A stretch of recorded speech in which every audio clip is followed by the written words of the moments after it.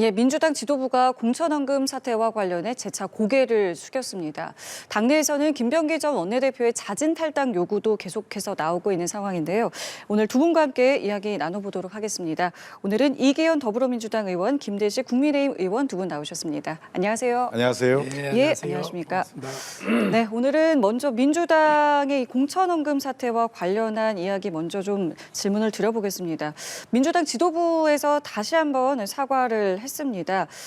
문진석 원내대표 직무대행이 공개 사과를 했는데요. 그 내용 함께 보시죠. 예, 오늘 저희가 주요 다룰 이슈를 먼저 좀 준비를 했는데요. 그 내용 보시고 대답 이어가겠습니다.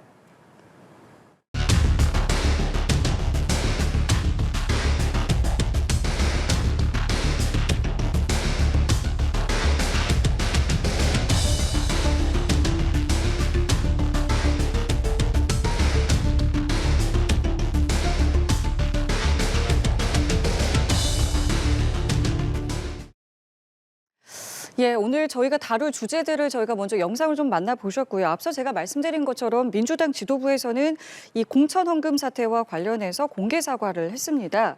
내용을 좀 들어보면은 일단은 사과에 대한 내용도 있겠지만 책임 있는 수습을 하겠다라는 내용도 들어 있었습니다. 이게 책임 있는 수습, 이게 어떤 걸 의미하는 거라고 저희가 이해하면 되겠습니까? 예, 먼저 말씀드리기 전에 저희 자신도 이번 김병기 원내대표단의 일원이었습니다. 저희가 임기를 다 마치지 못하고 국민 여러분께 송구스러운 모습 보여드리는 것에 대해서 정말로 대단히 죄송하고 사죄의 말씀드립니다. 다시는 이런 일이 재발하지 않도록 당이 한번 재점검하고 또 당이 또 시스템을 다시 세우는 그런 계기로 삼겠습니다. 일단 국민 여러분께 죄송하다는 의미에서 인사 한번 올리겠습니다. 죄송합니다.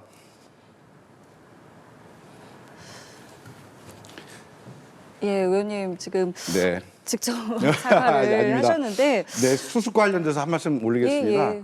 지금 원내대표단의 임기는 원래 1년입니다. 그래서 지금 임기가 4개월 반이 남았는데요.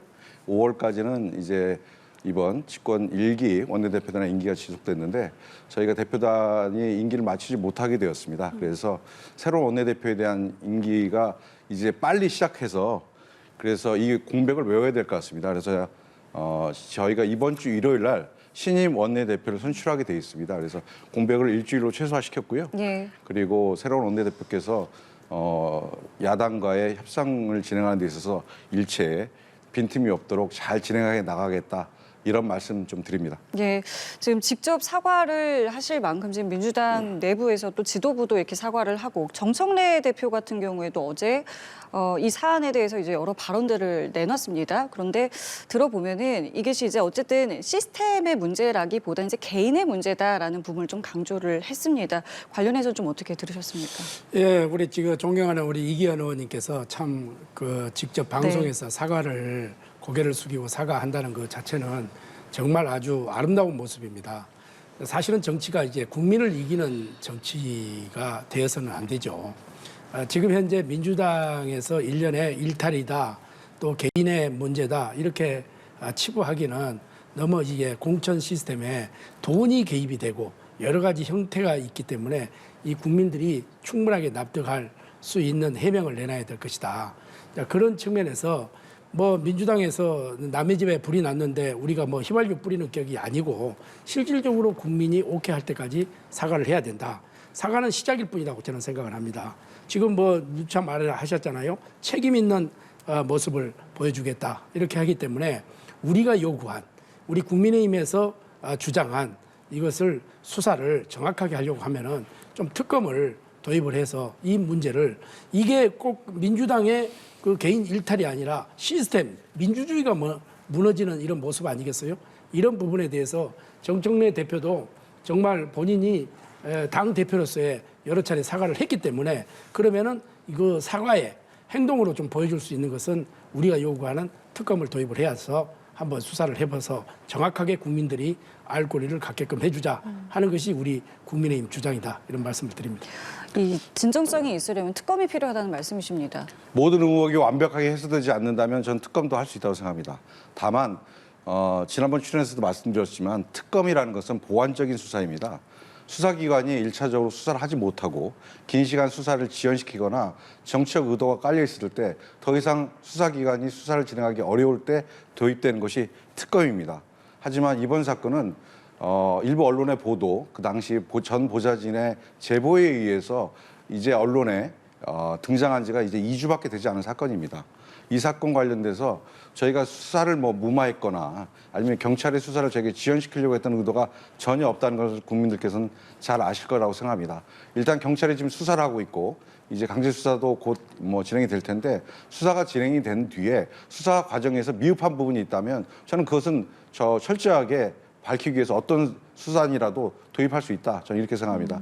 그래서 아직은 특검을 얘기하기는 조금 빠른 시간이고 일단 경찰이 수사하고 있는 과정에서 수사가 잘 진행되도록 힘을 실어주고 지켜봐 주시는 것이 필요하다. 이렇게 생각합니다. 저도 그 일부는 그렇게 생각을 해요. 그러나 지금 키맨으로 불리는 김경이 12월 31일 날 고발장이 접수된 직후에 지금 출국을 했단 말이죠. 예.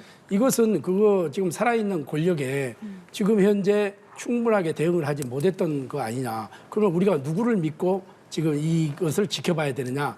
이런 측면에서 저는 지방선거도 있고 지금 현재 민주당에서 계속해서 사과를 언급하고 있기 때문에 저는 정면 돌파를 하기 위해서 자, 특검 받겠다. 우리 한번 해보자. 이렇게 하는 것도 민주당으로 봐서는 상당히 좀 유리하다. 이렇게 보는 겁니다. 물론 특검이라는 것은 보조수단이죠.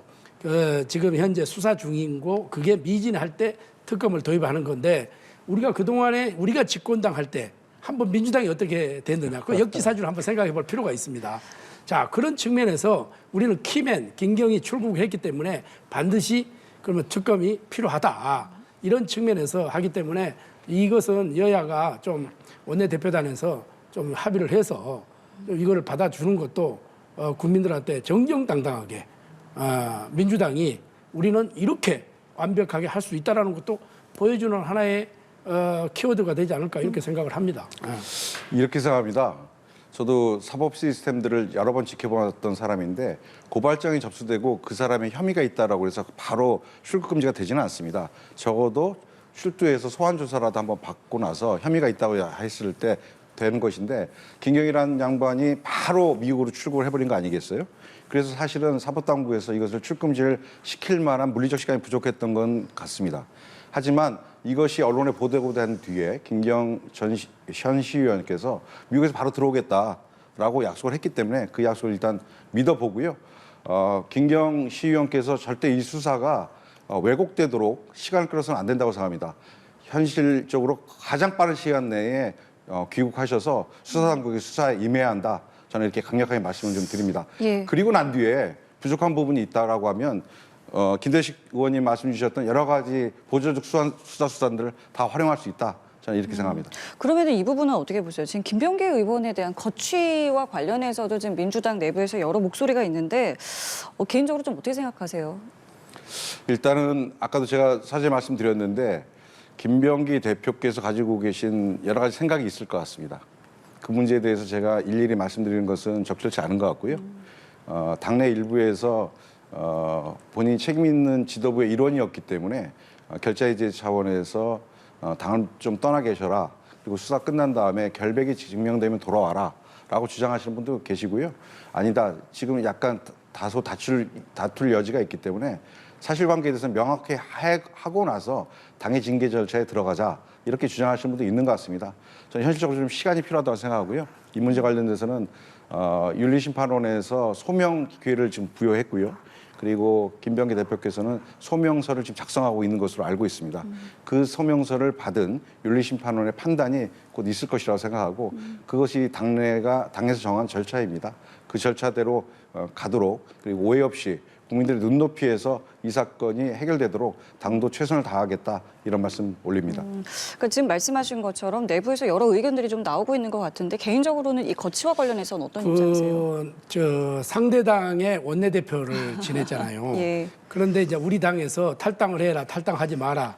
이것은 조금 앞서가는 거고 제가 김병기 원내대표라고 한다고 하면은 과감하게 탈당을 해야 된다고 생각을 합니다. 탈당을 하고 정정당당하게 수사에 임하고 이것을 저는 명명백백하게 가려서 뭐 깨끗하게 해소하고 다시 돌아오겠다. 이런 뭔가 결단의 그것이 있어야지. 뭐 라디오 인터뷰에 나가가지고 내가 제명이 되든 한이 있더라도 저는 탈당할 의사가 없다. 이런 발언을 한다는 이 자체는 지도자로서의 좀 자질의 문제가 있다 이렇게 생각을 하고 국민들이 또 어떻게 보겠어요. 아 그래도 원내대표답게 정말 장수답구나 이런 모습을 보여줄 때 지도자의 역할이 있지 않겠어요? 뭐 이 남해당의 원내대표를 제가 뭐 탈당하라 탈당하지 마라 이렇게 하기로는 제가 부적절하다고 생각을 하지만은 예. 내가 만약에 김병기 원내대표다 내가 본인이다 이러면은 과감하게 그런 결단을 내려주는 것도 정치인으로서 또는 지도자로서 하나의 덕목이다 저는 이렇게 생각을 합니다. 알겠습니다. 자, 그러면 이 내용도 좀 오늘 다뤄보겠습니다. 이해운 기획예산처 장관 후보자 논란이 거의 하루에 하나씩 지금 나오고 있는 상황입니다. 이번에는 아들들의 그러니까 아들들이 이제 재산을 이제 47억 원을 신고하면서 이제 부모 찬스 논란이 좀 나오고 있는데 그리고 또 과거 이제 탈원전에 반대를 했던 이 부분이 이해 충돌 논란이 있어 보인다라는 이제 부분도 불거지고 있습니다. 관련해서 지금 새로 나오고 있는 이 의혹들에 대해서 좀 어떻게 좀 보고 계십니까? 뭐 정말 총괄적으로 말씀드리면 예. 공직자, 임명직 공직자에 대한 검증에는 정성적 평가, 정량적 평가 있을 수 있고요. 그분의 정치적 태도와 정책적 마인드 그리고 개인의 도덕성 이 크게 두 가지로 판단이 될 수 있다고 생각합니다. 저는 정책적 마인드 관련돼서 아까 이 탈원전 관련돼서 이해 충돌의 여지 이런 얘기들이 있었는데 뭐 그냥 제 변명은 아니고 국민의힘의 기본적인 기조가 탈원전 반대였습니다. 아마 국민의힘의 의원으로서 그 정책들을 얘기한 것 같고요. 관련돼서 본인의 가족회사였고 거기서 이해충돌의 여지가 있었는지 여부에 대해서는 청문회 때 본인이 소상히 소명하면 될 것이라고 생각합니다. 지금 19일 날 인사청문회가 잡혔는데 정책과 관련돼서는 본인이 당을 이제 집권 여당의 공직자로 다시 들어오시게 되기 때문에 국민의힘에 있을 때 주장했던 내용과 지금 다시 바뀐 정책적 내용에 대해서 본인이 소명하면 될 것입니다. 다만 하나 남아있는 것은 본인의 도덕성과 관련된 검증이 필요할 텐데 이 부분에 관련돼서도 주로 보좌진들과의 관계가 지금 계속 언론에 보도되고 있는데 본인이 충분히 소명하고 본인이 정말 백배사죄하는 그러한 시간이 될 것이다. 또 그것을 국민들이 보시고 판단할 것이다. 그 결과가 청문회 결과로 나올 것이다. 이렇게 믿습니다. 일단은 청문회를 지켜보자는 입장이시고 이 후보자의 지금 행보를 보면 어제도 공식 일정을 이제 소화를 했을 만큼 이 부분과 관련해서는 일단 청문회까지 가보겠다라는 의지로 보입니다. 저는 결론부터 이야기하면 이해원 후보자는 본인이 스스로 사퇴를 해야 됩니다. 국민 여러분에게 석고대죄를 하는 마음으로 사퇴를 지금 이 시점에서 하는 것이 본인을 위해서도 좋고 국민을 위해서도 좋고 대통령을 위해서도 좋고 우리 모두를 위해서 저는 사퇴를 해야 된다고 생각을 합니다. 지금 이해운 후보자도 저도 잘 알고 있지만은 하루에 하나씩 지금 현재 양파 껍질 벗기듯이 계속해서 새로운 것이 지금 터지고 있지 않습니까? 이런 후보자가 어떻게 공직을 수행할 수가 있어요? 자, 링컨 대통령이 어떤 이야기를 했냐면은 이런 이야기를 했어요. 어떤 그 사람의 지도력, 댐댐이를 보려면은 자리를 한번 줘봐라. 그러면은 그 결과가 나올 것이다. 이런 이야기를 했어요. 지금 딱 맞는 이야기라고 생각을 합니다. 이해운 후보는 겉으로는 전혀 그러한 상황이 아닌데도 불구하고 지금 현재 1년에 자식 문제, 원전 문제, 그다음에 주식 문제, 또 갑질 문제 여러 가지 하나가 아니라 이게 10개, 100개가 지금 터지고 있는 입장이기 때문에 국민들이 절대 용납하지 않을 것이다. 대통령이 입장에서는 인사권자 입장에서는 국민 통합의 일환으로서 했다고 하는데 국민 통합 이것은 우리 국민들의 검증을 먼저 통과를 해야 된다고 생각합니다. 그것이 가장 무슨 문제겠습니까? 도덕성 문제 아니겠습니까? 이런 측면에서 대통령을 이해하고 국민을 이해하고 본인을 이해한다고 하면은 과감하게 지금이라도 오늘이라도 사퇴를 하는 것이 맞다. 저는 이렇게 생각합니다. 예. 자, 이렇게 이해운 후보자의 여러 논란들이 나오고 있는 가운데 청문회는 이제 19일로 잠정 결정이 됐는데요. 여야 발언도 듣고 대담 이어가겠습니다. 그리고 대통령의 결정이 다 마음에 들 수는 없다. 그러나 대통령의 결정이 잘된 결정이 되도록 옳은 결정이 되도록 우리는 도와줘야 된다. 그러니까 그쪽으로 갈 수도 없어요, 이제. 그렇죠. 이쪽에서 더 잘해야지. 그래서 파이팅 하시기 바랍니다. 청문회까지 버티자라는 속내라면 국민들께서 냉정히 지켜보고 계심을 명심해야 할 것입니다. 스스로 거취를 정리하는 결단만이 공직 후보자로서의 최소한의 책임이자 도리입니다. 예, 보신 것처럼 일단 청문회와 관련해서 양당의 입장도 들어봤고 국민의힘에서는 지금 김대식 의원님 말씀처럼 스스로 지금 결정하는 게 옳다라는 주장을 계속 내놓고 있네요. 저는 뭐 외람되지만 이런 말씀드립니다. 이해운 후보자는 당으로 따지면 민주당 사람이 아니었고 국민의힘 사람이었습니다. 오랜 기간 국민의힘에 정치를 하셨고 3선 의원을 하셨습니다. 또한 5번의 공천을 국민의힘에서 받으셨습니다. 공천할 때 기본적으로 도덕성 검증 그리고 그분이 가지고 있는 사생활이라든지 아니면 정책적 마인드에 대한 검증은 기본적으로 그 당에서 하는 것입니다. 국민의힘이 이제 와서 이해운 후보의 도덕성을 문제 삼고 하는 것은 저는 적반하장이다 이렇게 생각합니다.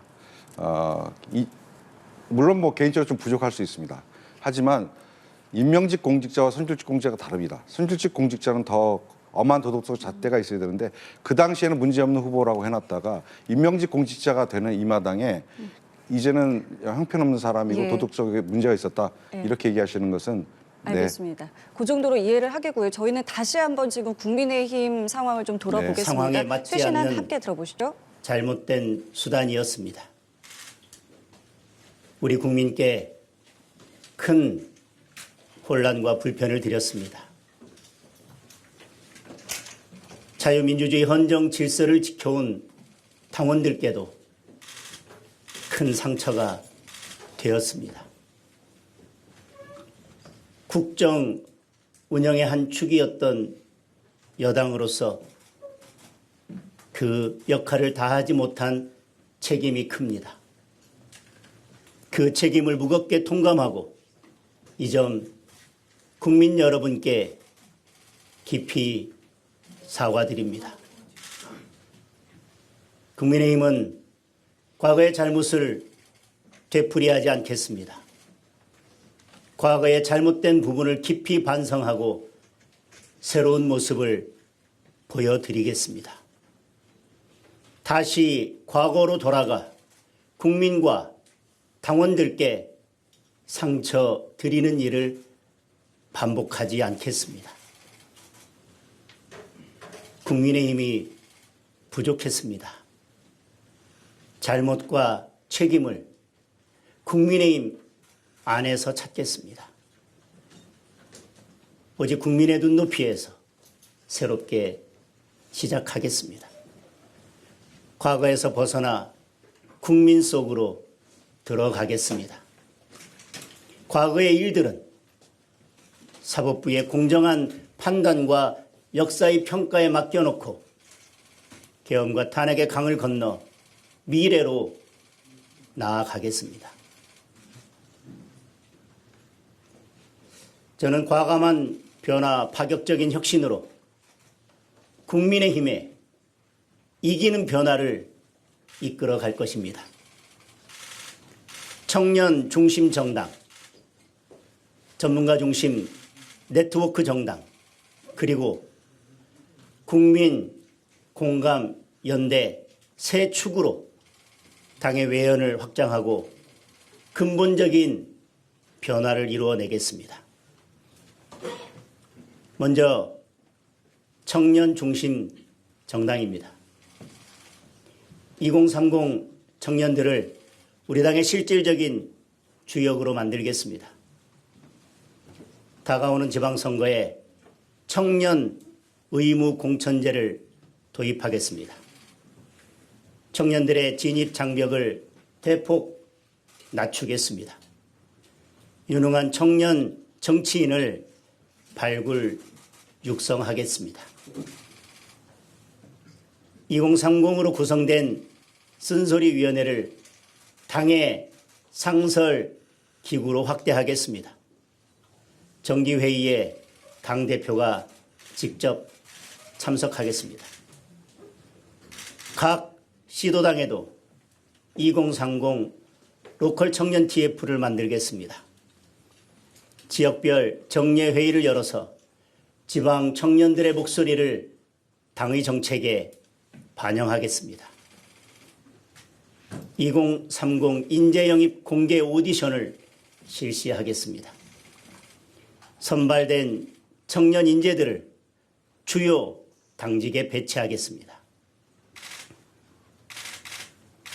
둘째, 전문가 중심 네트워크 정당입니다. 전문가들의 집단 지성이 당의 정책 개발을 이끄는 새로운 플랫폼을 만들겠습니다. 전문가 중심 네트워크 정당으로 당을 혁신하겠습니다. 국정대안 TF를 새롭게 만들겠습니다.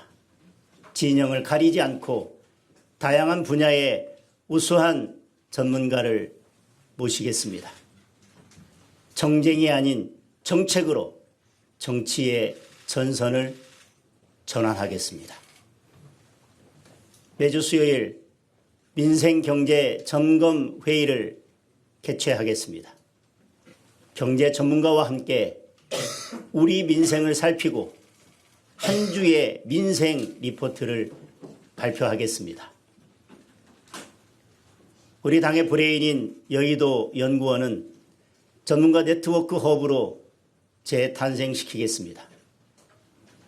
예산을 대폭 보강해서 정책 개발 기능을 획기적으로 향상시키겠습니다. 셋째, 국민 공감 연대입니다.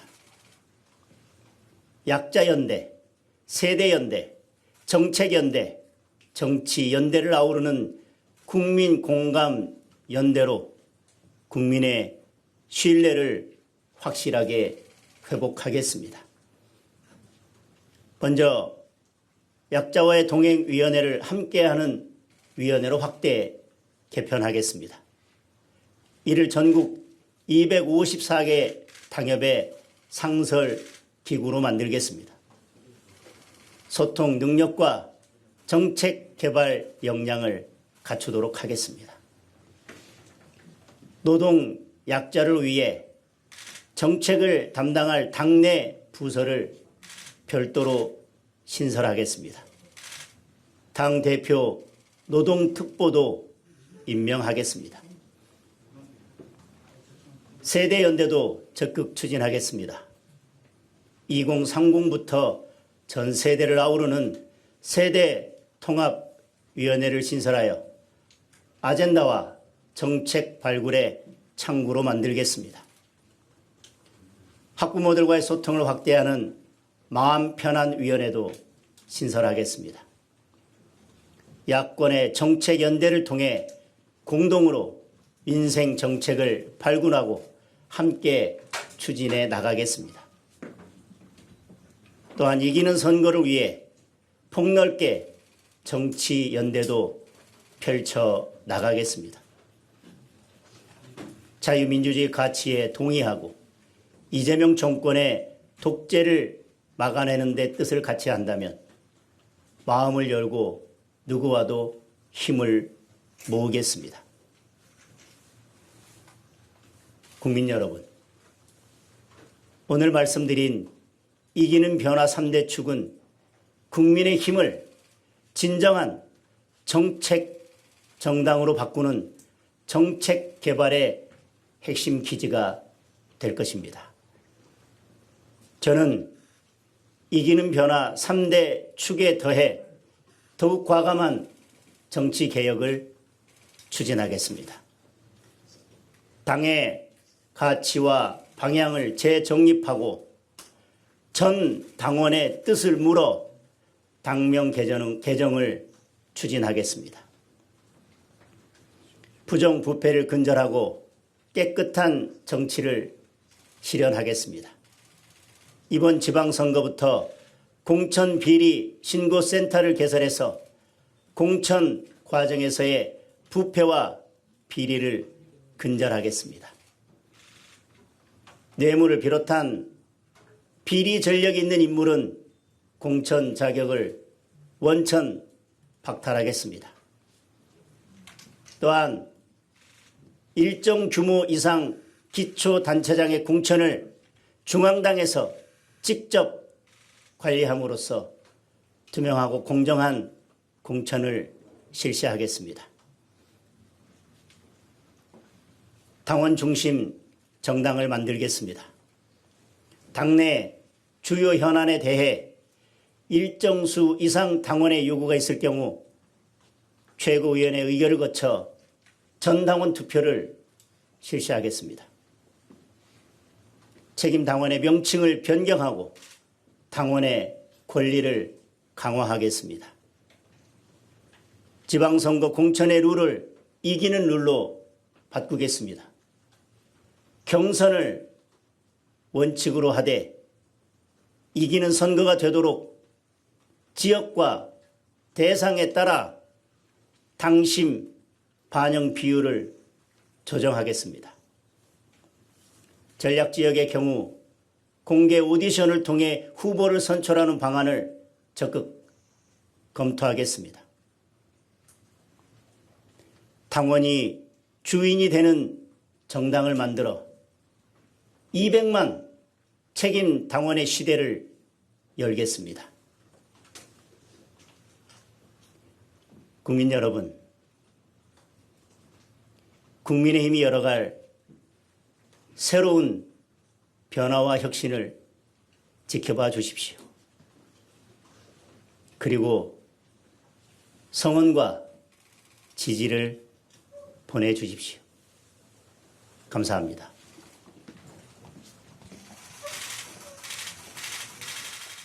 예, 국민의힘 장동혁 대표의 당 쇄신안 함께 들어보셨습니다. 계엄과 탄핵의 강을 건너서 미래로 가겠다. 과거에서 벗어나서 국민 속으로 들어가겠다.